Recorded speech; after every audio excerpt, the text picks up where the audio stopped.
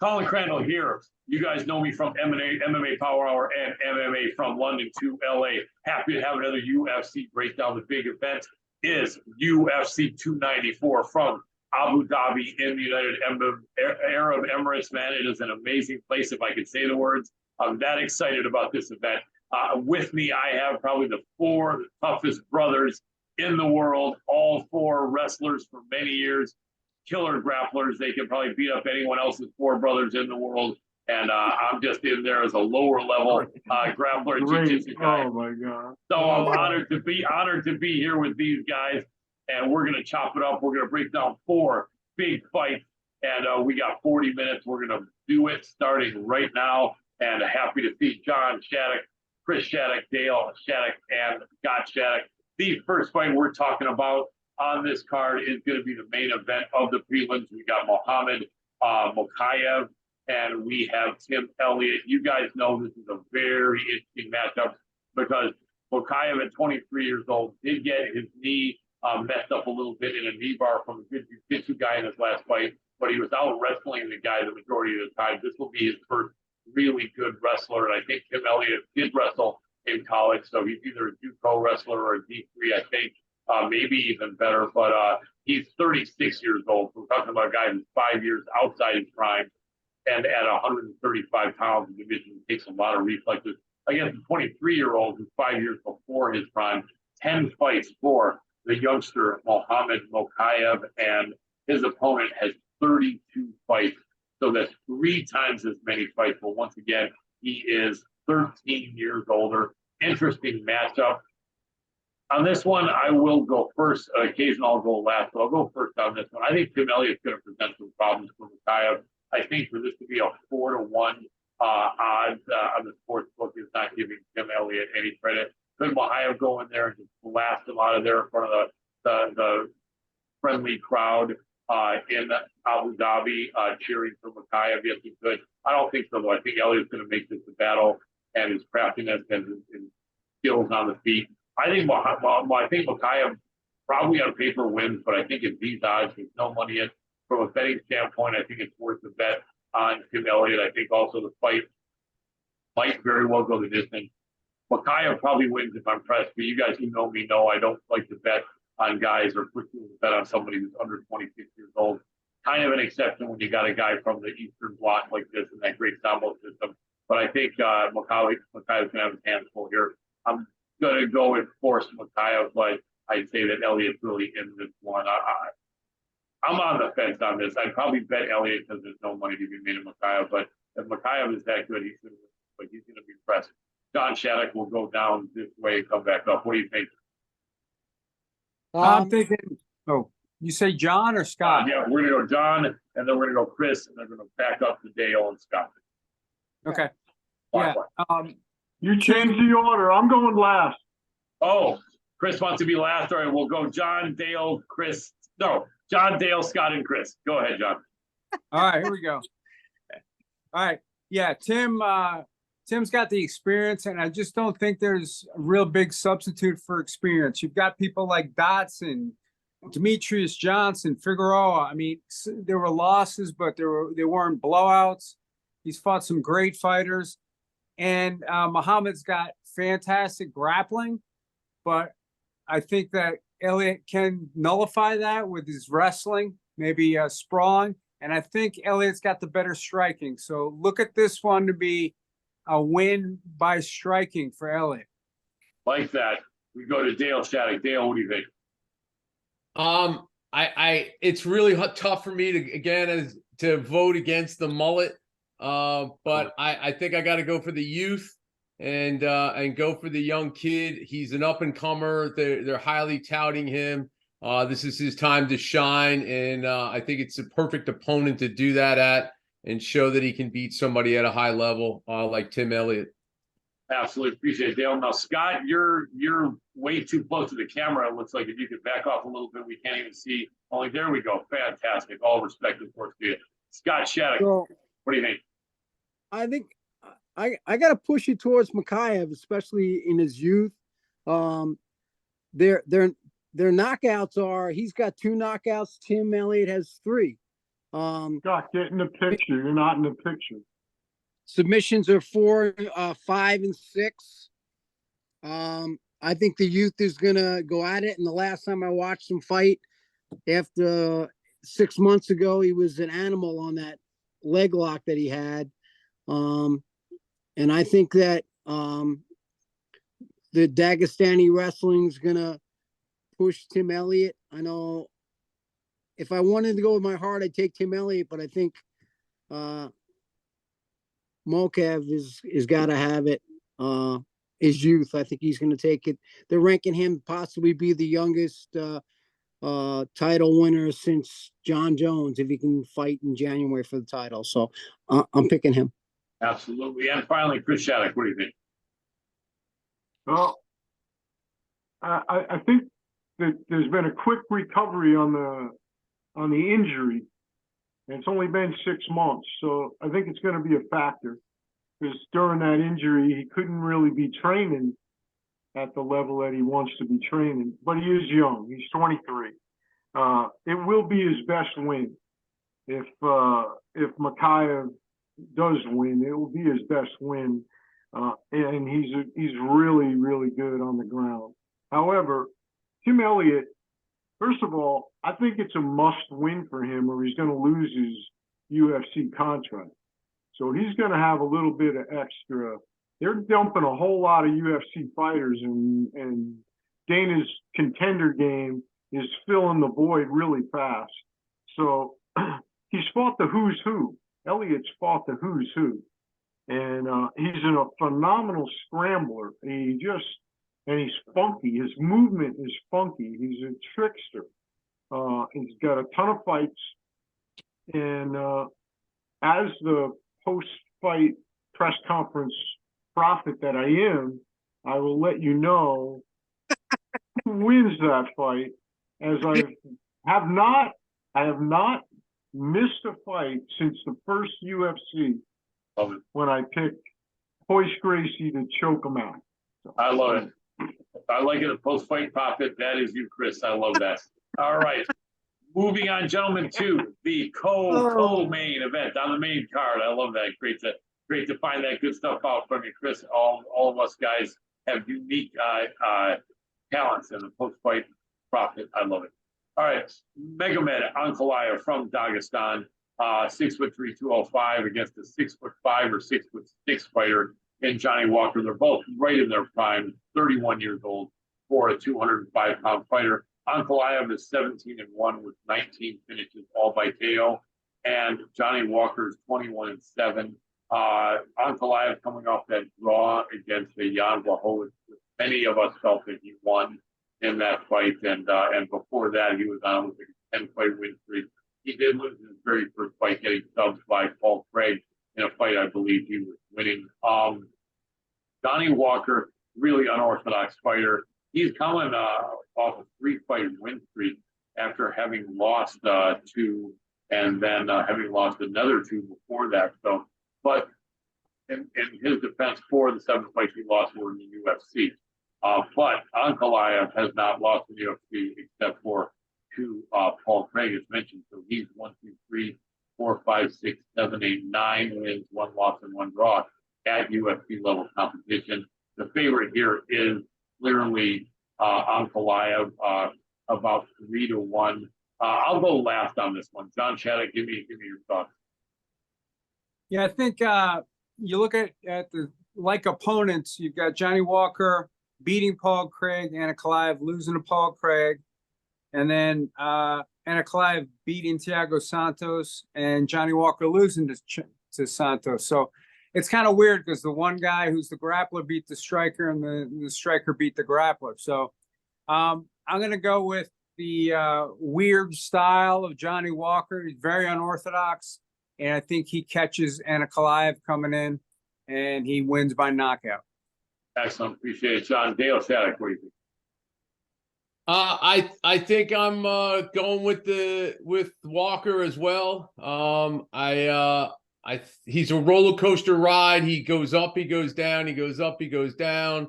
I think he's going to do the snake dance in the middle of the ring because he's going to come back. This time he won't dislocate his shoulder. and I think he's going to take out. I think he's going to take out the Dagestan with one of those bombs. Love it. I can see it. Scott, Shaddock, what's the pick? I gotta go with Johnny Walker also because Ankalaev is boring. He's horrible.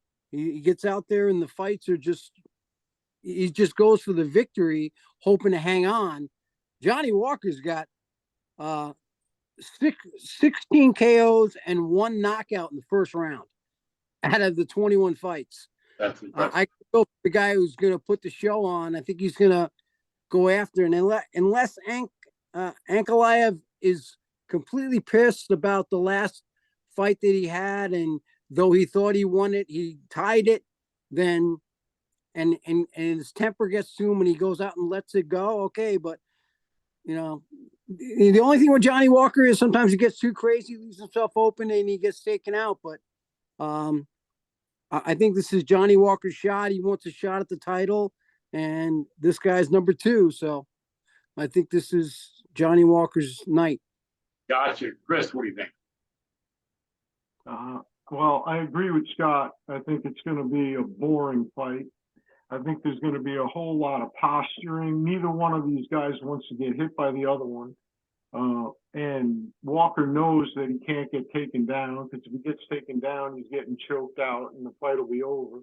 So he's not going to let him get near him. He's going to use his footwork. There will be no action in the fight. Probably the takedown will end up winning the fight, but again, at the post-fight presser, I'll let you know how that went. But the real losers of this fight of the night is the fans, because they'll have all these great fights surrounding them, and then they're going to have to take a break. Everybody will go to the bathroom and get a drink during this fight. So they could lose 50K for the worst fight of the night. They're gonna deduction from their paycheck. Yeah. That could be deserved. That's where they're getting the 50K for the winner. There you go. Take it out of that's what the UFC would probably love to do this for sure. Yeah, I mean Ankalaev, so I'm going last. I know we wanted to have Chris for last, but I forgot since I hadn't gone. I mean, Ankalaev's got to be pissed. He says he is. He needs this win. He thought the last one was a win. They brushed him aside because he and Blachowicz kind of stalemated. If he has another stalemate type fight, it's going to really be bad, because he has had some exciting fights when people want to exchange with him. But it seems like when he's gotten up to this, more purified air against more experienced opponents, he does seem to be very tentative, and he needs to not do that. So maybe, this will be a fight where he goes out there and goes for it. But once again, Johnny Walker's so unorthodox, such a good athlete. I think it's going to be a battle. I mean, I respect that all you old grapplers, and I'm an old, somewhat grappler, jiu-jitsu guy with some traditional karate, that you guys are all going for the striker. I respect that. So you're not only going for the wrestler. I'll be the guy that I'm the least wrestler out of all you guys that goes for Ankalaev. I think he's just going to have to go in there and show that his takedowns are to be respected, and he's going to have to be exciting.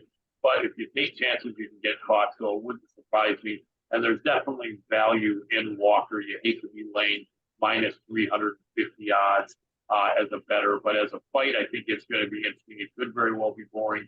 Walker tries not to do that. If Ankalaev just takes him down and lays and prays on him, that will indeed be disappointing. But we'll see. Hope it doesn't go that way. Next up, we get to the co-main event of the evening. And this is something I want to break down, because we're good on time, so we can maybe go a minute and a half or so each on this one. You have the former welterweight champion, Kamaru Usman, D2 national champion. Not only that, but his wrestling for MMA is really, really good. And you guys know that that's a little bit different from regular wrestling, because you're worrying about the strikes. The distance is a little bit different. His wrestling for MMA is amazing. He's got, 30 fights? Not quite 30. Let me see. He has got, I think he probably does. And he has 23 fights, close enough, against 12 fights for Chimaev. So he's going to have that wrestling for MMA better, but the Sambo system does involve striking. And that's what Chimaev came up in out of Kazakhstan originally, and then in Stockholm, Sweden. And it has Ilya Retifi as a good training partner, who's a very experienced fighter. 29 years old against a 36 years old, and a 36-year-old getting the short notice. Those two things kind of suck because they're both on the side of Chimaev, who's a naturally taller guy, 6'2" versus 6 feet, and probably more of a natural middleweight. But it was cutting a mad amount of weight for this fight. I don't know. To me, I think Usman is in this fight, but the short notice throws you. Gambler, and you don't want to go for that against a really, really high level opponent. It's an unusual thing though, but it just shows that he's confident. I think at this way, Usman will be able to absorb more punishment because he's not so dehydrated and defeated. But I think he's in tough here in this position against Chimaev. And the odds makers are saying that this is about a 3-1, not quite 3-1. I'm going to go Chimaev, but I love to cheer for the older guy. As an older guy, like we all are here, I love to see who's to do it representing collegiate American collegiate wrestling. But he's up against it. John Shaddock. Yeah, I'm actually going to go out there on a limb and go with Usman. I think you got to look at the intangibles. You got to look at experience. This is not going to be the biggest fight for Usman, and by far is going to be the biggest fight for Chimaev. Good point. Having fought in the ring and on the mat, I know that there's times the butterflies get in there, man, and mess with your head. I think it's a big thing. You also got to look at like opponents. They both fought Burns. Chimaev squeaked out a win. Usman put him away. So I think it's going to come down to speed versus power. I think grappling is going to be a zero factor in this fight. I think they're going to stand and trade bombs. That's the way I feel. And I think Usman's got the heavier hands. I appreciate that, Dale. What do you think? Funny, I hate to go against the American grappler, but I think Chimaev is they're touting him as the future. He's one of the future. This is the spotlight. This is his fight. It's at 185. I do like the fact that Usman doesn't have to suck the weight is bad, which I think will help him. But the fact that they're going 3 rounds, which is one of his strengths, is he takes you into deep water. He's not going to be able to use that. And I think Chimaev loves that fact. He's bigger. And one of the things he mentioned was that Usman and Gaethje grappled pretty well with each other, fairly even in some videotape, and yet Khabib ragdolled Gaethje pretty easily. And I think the size and so forth, I think Chimaev takes this one. Respect that. Appreciate it. Scott, what do you think? This is tough because I watched it and watch a lot of stuff on both of them. I'm not sure if Usman did that little grappling event with Gaethje and made it so it looked like he hurt his knee on purpose, because listen, I'm an old man. I know I get off the mat and lean up on the knee and get up, but I can go right back in there again. So I'm just wondering on that. I mean, Chimaev looked really good till he ran into Burns. And Burns, he looked decent throughout the first 3 rounds, and then it looked like he had no gas tank at all. But then I thought this was a 5-rounder because it's a co-main event. It's a number 1 contender fight. I would figure it would go 5 rounds. I guess it's not. Yeah, I think they could have, but they didn't, probably because of short notice. Otherwise, I don't think Usman would have signed up for 5 on short notice. If I was Usman, I would have wanted to take him 5 rounds because I would have taken him to deep water. All the fights that Usman's been fighting recently have been 5 rounds. That's true. Maybe Chimaev didn't go for it. It's hard to say, but I think so. So I don't necessarily want to go here, but I think Chimaev, in this case, just because it's a shorter fight, he's going to go right after him anyway. Yeah. I mean, he's got, out of the 12 fights, 8 of them are in the first round. he's taken him out, either submitted him or knocked him out in the first round. So he's going to go right after him. And if Usman is actually hurt, he's going to get taken out. I'm hoping not. And if it was me, I would love to lose this bet, but I'm going to pick Chimaev though. Absolutely. Great analysis, Scott. Appreciate it. Chris, what do you think? Well,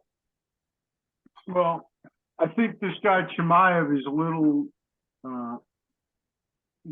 psycho, and he brings a level of like the old Mike Tyson to the cage that nobody really, you just can't explain it. But I don't necessarily know if he is all that, just like Buster Douglas showed Tyson. And Kamaru Usman took the fight, but he took the fight with Henry Hoof and Trevor Whitman saying, you can beat this guy. So, and he's a really good striker now. Yeah, he's a grappler. He's got the best takedown defense in the history of the welterweight division. And even though this guy's a takedown machine, supposedly, I also think that this whole Khabib wrestling is BS. Like it's just like jiu-jitsu. It's beginning to run its course. And if somebody puts these guys on their heels, they ain't as effective. So I don't like the knee pop, but it could be a game because they did it and then they got off the stage. They didn't even perform. They just did it. They're like, we're not doing this in front of anybody. We're not showing anybody anything. And it could have been orchestrated for sure. I do think it's a money grab. There's no doubt about it. I think Kamaru, and he did it right. He's like, you want me that bad? Well, you're going to pay me. And they're paying him huge. I guarantee it. And I'm sure he's getting pay-per-view points too. And he put Mastoval to sleep with a perfect combination. A bing, bang, boom, you're gone. They put him out cold. Stiffed him. Just like Mastoval did to, what's his name? Ben. Askren. Yeah, Askren. So I think it's a fight that's gonna, and this guy Chimaev, he can get hit. Burns hit him, but Burns isn't as good a striker as Usman is. So I think Usman likes the fact that it's a 3-round fight because I think he's gonna turn the gas up for the 3 rounds and put him on his heels. At the post fight, per usual, I will let you know what the post fight prophet has to say about who won the fight.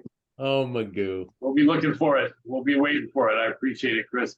And on to the main event. And we're not even in the 10-minute mark yet. So I think we could all do a minute and a half or something here if we want to on this. And so we have Alexander Volkanovski against Islam Makhachev, another short notice fight. Both the main and co-main short notices with really high-ranked fighters taking the fights on short notice. I don't know the last time a current champion took a short notice fight in another weight division. I think this is the first.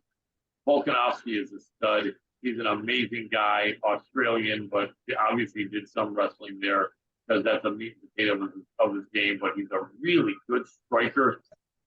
He's a guy that used to compete in rugby at like 212 pounds. I don't know if you guys know that. He's only about 5'6", 5'6.5". He played rugby at 212 pounds. I think he had his first MMA fight, not in the UFC, somewhere at heavyweight. And then his next UFC fight was like in light heavyweight. And then I think he had a couple UFC fights at 185, and then 170, and then 155, and then 145. It's amazing how he got his 212-pound frame down to being 145. He's a very strong man. At 145, he is a killer. At 5'6", he's not that short. He's a little bit short, but not that short. At 155, he is definitely a shorter fighter. But in Abu Dhabi, in that fight. Sorry, in Australia, in that first fight against Islam. I thought he won. I think about 60% of people felt Volk won that fight. It was really close, but I think Volk did a little bit better. The decision went to Islam, and Volk was saying they were telling him maybe in January Islam will fight you. It seems like Islam, or I don't want to throw shade at anyone, but someone on Islam's side, it seems like was wanting to pick various different guys that weren't named Alexander Volkanovski. And I think when Volkanovski heard, hey, he'll fight, but you got to fight guys in 10 days, 9 days. Volk is a stud to say, all right, mate, let's get it down, let's get it going. You know, and crazy. So my thought is I think Volk can win. Again, he's so fast, he's so determined. Just the 9 days notice is a killer. I think he's only in his early 30s, so I think let's take a look at their ages. I think they're a similar age. Volk is going to be slightly older. Let's take a look. Islam is 31 years old, born October 27th of 91. Volk is 35 years old. Boy, was I off. I thought they were within 2 years of the same age. Damn, the 35-year-old smaller fighter on short notice. These aren't super positive factors. But I'm gonna go for Volk, although I probably wouldn't bet any money on it because the odds, if he had a full camp, this would be a pickup. Because of the short notice or whatever, he is now a 2-1 underdog. But I really want your guys' opinion here as longtime wrestlers. You got a 35-year-old against a 31-year-old. The 35-year-old is a phenom. He technically, in many people's opinion, won that last fight, but that was with full camp. He's got 9 days notice here. That was in front of his hometown crowd in Australia. Now he's got everyone cheering against him in Abu Dhabi. I feel if it goes to the decision, it's going to be hard pressed to get the victory when all the fans are screaming for everything Islam does. And when Volk cracks Islam, no one probably makes a peep. I don't know. I think Volk is up against it here, but you guys in all your wrestling experience, did you ever have a year or two off or coach a guy who had a whole season off and then came back and right out of the gate did something great on short notice? Or, I mean, how big a factor is this? Don, you guys can all go. We got 8 minutes left. You guys all go maybe a minute and a half. Include just a few seconds first of how much that factor is important and if that can be overcome, and then give me your thoughts about how it plays out. Don. I think Volk is definitely going to win. I thought he won the last fight. The press conference, I was kind of telling, not that Makachev has a great answers anyway, but all he kept saying was, well, I had to rehydrate. And I think that was his excuse for gassing out. I think the huge difference is Craig Jones. Craig Jones is a phenomenal coach, and he's not just a jiu-jitsu coach, but he's a no-gi jiu-jitsu coach. So he's got that Australian jiu-jitsu, man. And those guys right now are the up-and-coming guys in the jiu-jitsu world. So was formerly of the Danaher Death Squad. Now he's on the B team.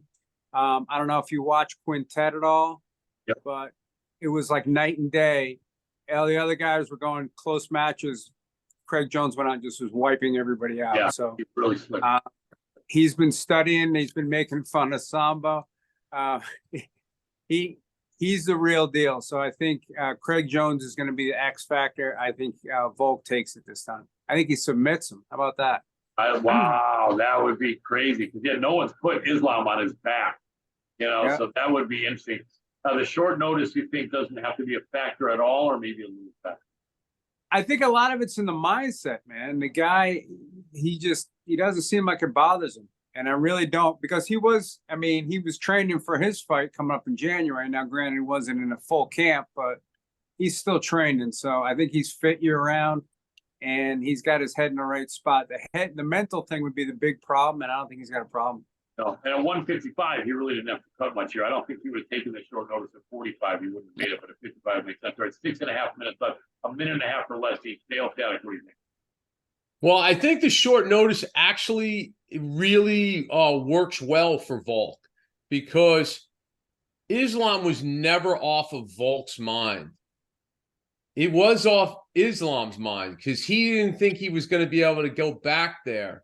It was going to be a while. He was fighting Oliveira. It was a whole he got through the boogeyman part. Volk has wanted, he's got him on his radar, he got him on short notice, and all of a sudden now Islam's got to switch the mindset. He's in Abu Dhabi, which I think adds pressure. He gassed out last time. He's not Khabib, and Volk he's a different cat. He's got his mind. He's always had that bullying type little guy syndrome. He's got a chip on his shoulders. He's not the typical guy that's made money and had the titles because he's still got that little guy chip on his shoulders. And I think that's going to be the big factor. And he wants the short term because he put a whooping on him. And even if he didn't win the fight, that's the worst damage that kid's ever gotten. And it's fresh. It's still fresh. And I think it's going to be a big asset. I think he takes him out. I love it. I can see it. Well, give me a minute and a half or less, Scott, to chat. Well, first of all, I'm a former rugby player. I played rugby in college and I played open rugby. We played against England. Rugby is a wicked tough sport. I know the only thing that my father liked out of it was the drinking the beer part. Other than that, he couldn't figure out what the hell I was playing. He has a phenomenal jiu-jitsu coach in Craig Jones, but he also has a great wrestling coach in Frank Hickman. I followed him for years and used his moves and drills here in high school, coaching high school, and I've coached high school wrestling for 32 years. I think the guy's an animal, and nothing's bothering him. He just kept going, what about the weight cut? What about the weight cut? What about the weight cut? And it was hammering him at the press conference. And he's in a good mood. He's in a good place. He's smiling. His family's with him. And the guy trains all the time. I mean, like they sit there and talk about training. We don't stop training. We're training all the time. So, I mean, it's just that you make a bigger push when you're going for a title fight. And I don't think, I think his body's fresher. He's not getting hurt. He hasn't had a lot of the sparring shoved on his face and the whole gym's on Volk. They didn't have enough time to do that. They barely had enough time to get on the plane and get over there. So, I'm going to pick Volkanovski to beat. And I don't know which one of the brothers it was that said it, but he's not Khabib. He's not Khabib. Yeah. They Thank you. tried to Thank pass you. it that he is Khabib, but he's not. And Thanks for the lead-in, Scott. Thanks for the lead-in. I appreciate it, Scott. We'll switch over to Chris. Thank you. And Chris, so we're the 3-minute mark. So make it a minute or less. We got to wrap up. Islam has to fight. Volk wants to fight. Okay? That's number one. Age is not an issue. Heart's an issue. Volk loves training. He loves training. He's a complete maniac about learning and experiencing new levels of the game. He loves to fight. Excessive Khabib pressure to win. This kid's carrying Khabib's world on his back. He doesn't want it anymore. And if you watch Tyson Fury fight Wilder won, when Tyson Fury went down, he got back up and he pushed the pace and he beat the living crap out of Wilder in the last round. But then in the second fight, Fury didn't wait. He came right out and he went right after him and he beat the shit out of him and he knocked him out. Well, Volk is going to come to this fight and pick up where he left off. And like I said earlier, this whole Khabib wrestling garbage, they don't like backing up. This kid's going to back him up and he's going to have flashbacks of where he finished the last fight and he's going to get himself in trouble. And the other question is, can you really submit a snapping turtle? I don't think so. And Volk is a snapping turtle. That guy tried every single possible thing he could do, and he couldn't hold him down. I'll let you know at the post-fight presser how that fight went. I love it. But Jesus Christ. I think you're leaning though. I almost heard a prediction. I like it. Kind of Well, I appreciate it. All right, guys, we got in about 58 seconds, this is going to pop off. John Shaddock, let us know in 30 seconds where we can find your brothers or you guys and how we can support what the Shaddock brothers are doing. You got 30 seconds. Well, Shaddock brothers, John and Dale are at ShaddockMMA.com. Here we are. He's all. opened a second location. We're very excited about it. He's got an awesome location, and we're going to be kind of co-doing different things. I'm going to be doing tournaments probably there at his. He's got a little bit bigger space, so very exciting. The other brothers will probably come up for guest appearances. So we've got all types of great stuff going on at Shaddock MMA. At ShaddockMMA.com. ShaddockMMA.com.